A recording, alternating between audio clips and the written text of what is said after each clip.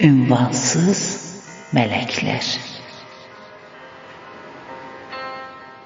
Dünyaya gelirler ata evinde,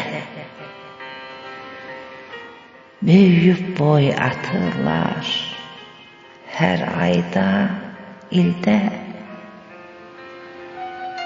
Hoş anları az olur kısa müddette. Kadınlar bir konaktır ata evinde. Kadınları yaradan yaradır ince,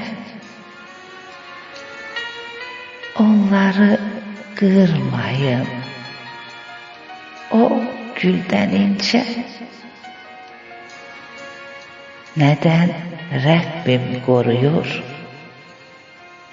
onları sizce? Onlar müqəddəs varlık bu yeryüzünde. Ata evinden köçür başka bir yere, tabi olur çaresiz, ümitsiz ere.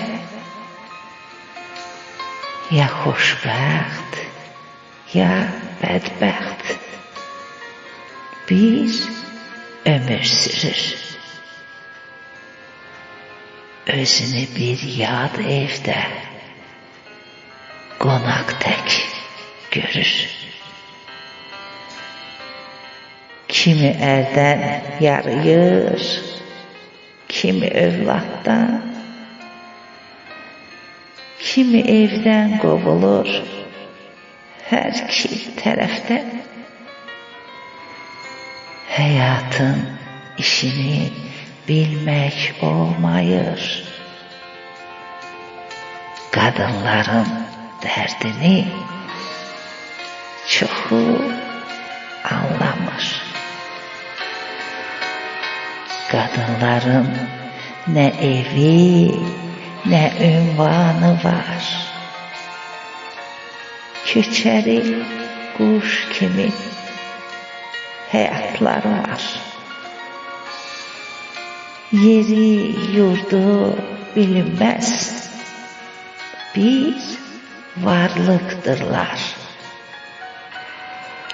Ünvanları bilinməz mələkdir onlar.